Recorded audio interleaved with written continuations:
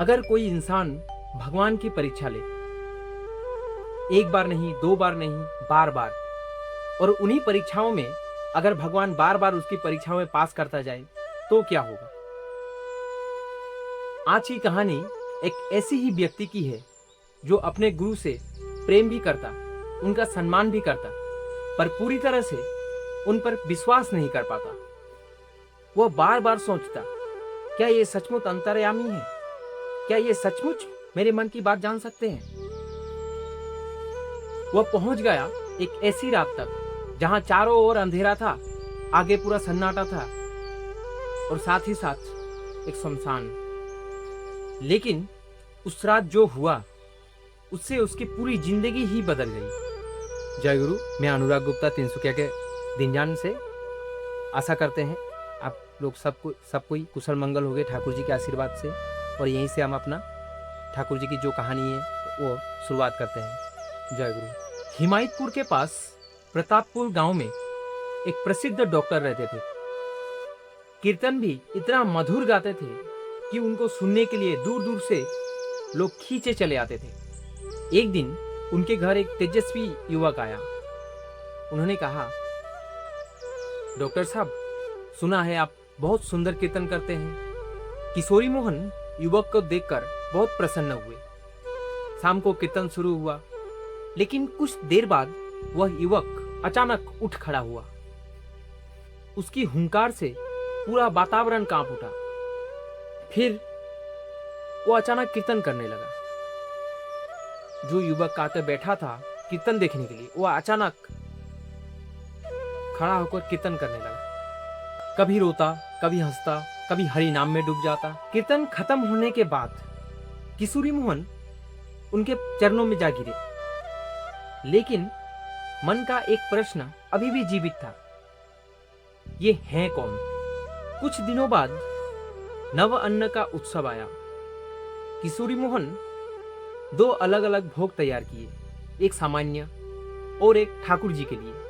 उन्होंने मन ही मन ठाकुर जी से कहा, अगर आप सचमुच अंतर्यामी हैं तो आकर अपना भोग खुद ही पहचान लीजिए।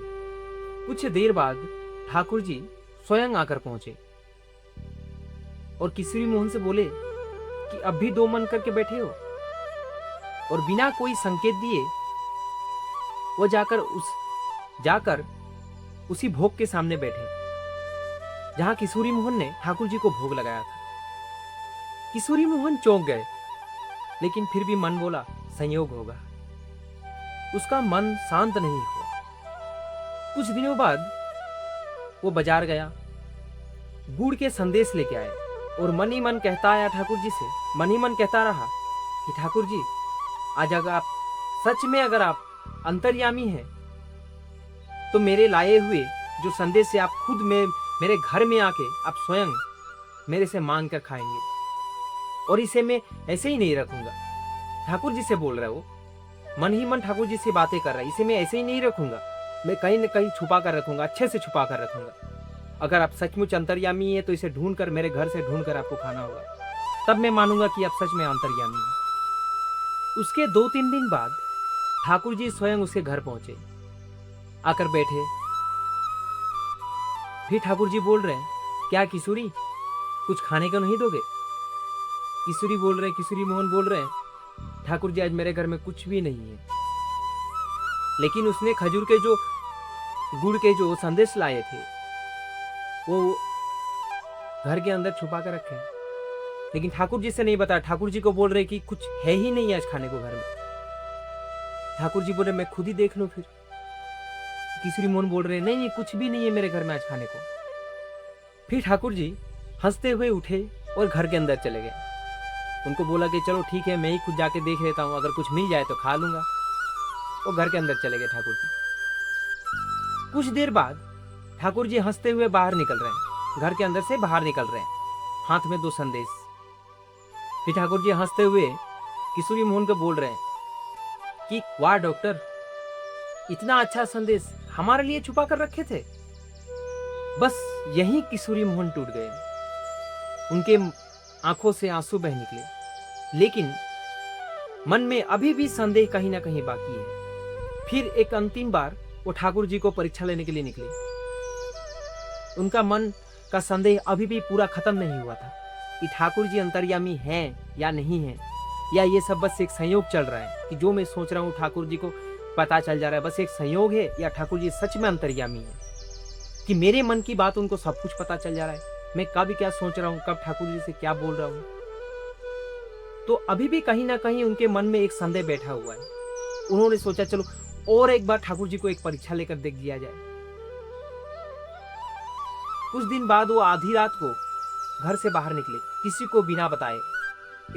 पद्मा नदी के किनारे एक पुराने सुनसान में जाकर बैठ गए और ठाकुर जी का नाम करने लगे।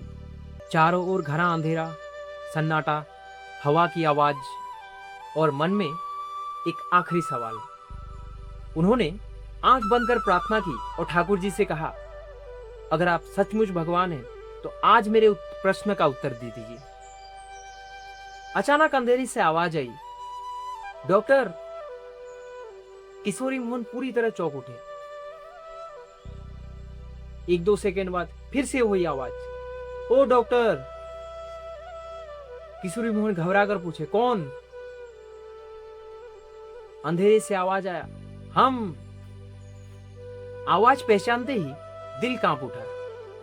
ये तो श्री ठाकुर जी की आवाज है। पर फिर मन बोला, कहीं भ्रम तो नहीं। उनका विचार पूरा हुआ भी नहीं था कि ठाकुर अचानक फिर से बोले, ओ। फिर कुछ देर ठाकुर जी किशोरी मोहन को समझाने के बाद किशोरी मोहन को लेकर वापस पद्मा नदी के किनारे किनारे आश्रम की ओर आ रहे हैं। तभी किशोरी मोहन मन ही मन फिर से बोला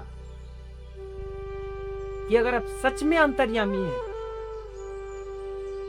तो फिर आप पद्मा नदी में एक बार डुबकी लगा कर आइए।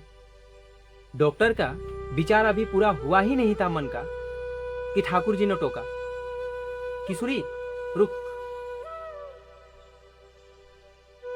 मेरे पैर में कुछ गंदा लगा है, मैं एक बार नहा के आता हूं, पद्मा नदी से नहा के आता हूं। और अगले ही पल ठाकुर जी पद्मा नदी में कूद गए। 1 डुबकी, 2 डुबकी, फिर ठाकुर जी वापस बाहर निकल के आए पद्मा नदी से। लेकिन डॉक्टर का मन अभी भी आखिरी सांस ले रहा था। वो सोच रहा था शायद ये संजोग हो, ठाकुर जी का पैर गंदा हुआ था इसीलिए ठाकुर जी ने डुबकी लगाया नदी में। अगर ठाकुर जी सच में अंतर्यामी है फिर से लगाएंगे डुबकी, मेरे लिए फिर से डुबकी लगाएंगे। ठाकुर जी उनका मन का बात सुनकर बोल पड़े, क्या डॉक्टर अभी भी मन नहीं भरा? एक बार डुबकी लगा चुके हैं, अब भी मन नहीं भरा। इतना कहते हुए ठाकुर जी फिर से नदी में डुबकी लगाने चले गए। 1-2 डुबकी लगाने के बाद फिर से बाहर निकले। ठाकुर जी निकले, यहीं सब समाप्त हो गया। सारा संदेह, सारा तर्क और सारा अहंकार। किशोरी मोहन रोते रोते उनके चरणों में गिर पड़े और बोले, प्रभु क्षमा कर दीजिए, मैं बार बार आपकी परीक्षा लेता रहा, पर अब मैं समझ गया कि आपको परखा नहीं जा सकता। आज से आप ही मेरे गुरु हैं, आप ही मेरे भगवान हैं। उस रात शमशान भी वही था, पद्मा भी वही थी, अमावस्या भी वही थी, लेकिन एक इंसान बदल चुका था। उस रात एक संदेही व्यक्ति का अंत हुआ, एक सच्चे भक्त का जन्म हुआ। तो आज यही हम अपना ठाकुर जी की जो कहानी है, जो आलोचना है, आज यही समाप्त करते हैं। यदि मेरे बोलने में, कहीं कहने में अगर भूल हुई हो तो हम क्षमा मांगते हैं और इतने में ही हम अपना वीडियो समाप्त करते हैं। जय गुरु।